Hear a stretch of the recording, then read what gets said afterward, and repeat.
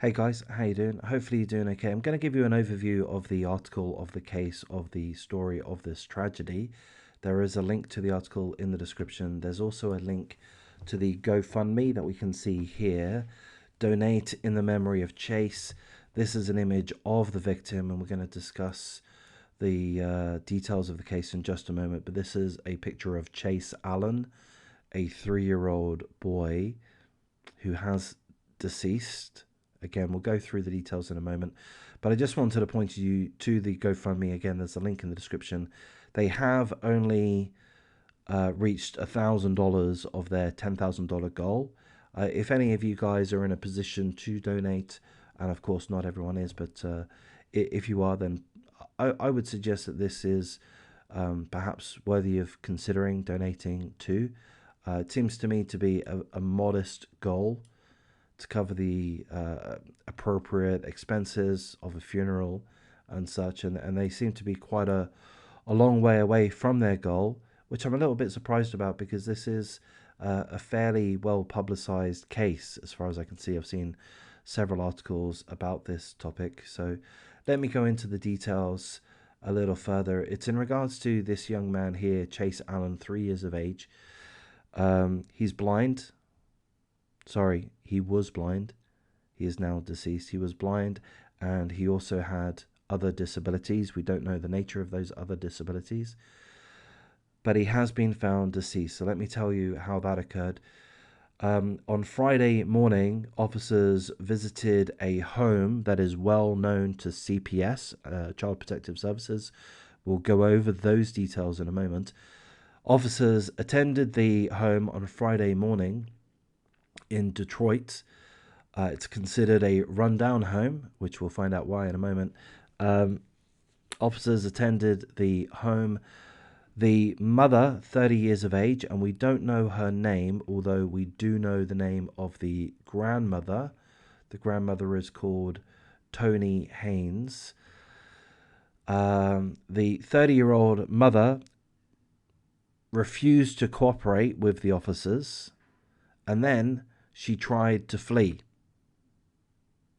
So that was enough information for the officers to ascertain that something was up. The officers proceeded to search the house, the home, and in the basement they found 3-year-old Chase Allen's decomposing body in a freezer.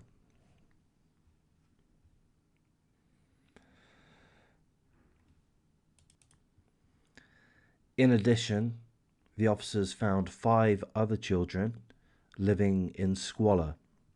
So there's no details in regards to the degree of squalor, but seemingly it was not a safe environment. It was not a good environment for children. So what we know is that the woman has been arrested. The article doesn't tell us the charges that have been laid against her.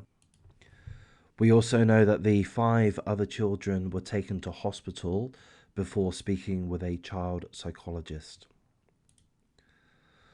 Okay, now another part to this situation is in regards to CPS, Child Protective Services.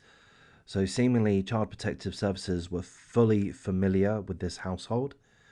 Apparently, according to a family member, Child Protective Services went to the home literally dozens of times this year alone, in 2022 alone. We're only halfway through the year, a little over halfway. They'd been there dozens of times. But apparently, they were always refused entry. They weren't allowed in, which strikes me as bizarre. I don't know anything about Child Protective Services, but I would have thought that it wouldn't be appropriate to refuse them entry, or perhaps if they were to be refused entry, that they would be able to revisit with officers, would have been my thought. But in any case, apparently CPS had been called out to the premises dozens of times this year alone, and that included being called out by the mother's mother, Chase Allen's grandmother, Tony Haynes. You know what? It may not be the mother's mother, but certainly Chase Allen's grandmother, Tony Haynes, had contacted CPS, and she states that other family members also contacted CPS because of their concerns for the mother not being able to care for Chase, but also having a poor environment for children, you know, the property being run down and in squalor. They had 6 children in total.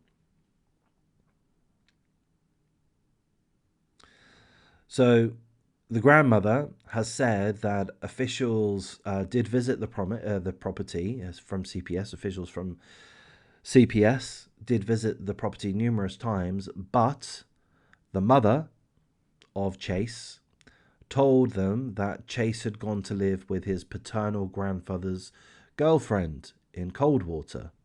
So that's what she told CPS. Oh, my 3-year-old son isn't here. He's living elsewhere. That was her story. But then the grandfather got out of jail and had said, no, that's not true at all. Chase is not living with my girlfriend. Hopefully that makes sense. But essentially, Chase's mother said that Chase was living elsewhere. Turned out that was a complete fabrication. The grandmother said relatives visited the home 2 weeks ago, and again they called CPS. The police have said that they don't know how long Chase was in the freezer for. So that's all the information that we have at this point. I do feel that this is somewhat of an initial report. We don't know the name of the mother. We don't have a picture of her. We don't know the full status of the 5 other children. We know that they were taken to hospital. We know that they've spoken with a child psychologist. It would be good to have confirmation that they are living elsewhere. Okay, so perhaps they are with the grandmother. We need assistance with paying for the cost of the funeral and to help Chase's other 5 siblings with clothes and shoes for the funeral. I do hope again that they do get their goal. It seems like such a modest goal. And we see other GoFundMes. I'll point to the Dominic. I can't remember the boy's last name, but the boy who had his face was on fire. His 2 neighbors were blamed, but that seems to have been false blame. But in any case, that GoFundMe raised over $600,000. There's another GoFundMe at the moment where a guy who works for Burger King, on his last day. He'd been working there for 22 years, 27 years, something like that. He retired from the role and he was given some movie tickets. That's all he got. And he set up a GoFundMe. His situation went viral and he received at least $75,000, $80,000. Don't get me wrong, I'm not begrudging that man. That's great that he's received that amount. But I don't know. It's a little bit heartbreaking to see this GoFundMe struggling to the extent that it is. So again, if any of you guys are in the position to donate, perhaps that is one to consider. Gonna wrap things up at this point. There might well be more information come out in regards to the nature of Chase Allen's death. At this point, we don't know. So if there is more information, I may do an update. It really depends on the details, the quality of the information. If it's just a little bit of info, I perhaps won't. If it's a lot of info, perhaps I will. But I'm going to wrap things up here at this point, guys. Give me some feedback. Am I doing okay? I think I am, you know. And give me a like. You don't need to give me feedback. Just give me a like, a comment, perhaps, and a subscription if you're not already subscribed. I'm going to make a few more videos this evening, and take care.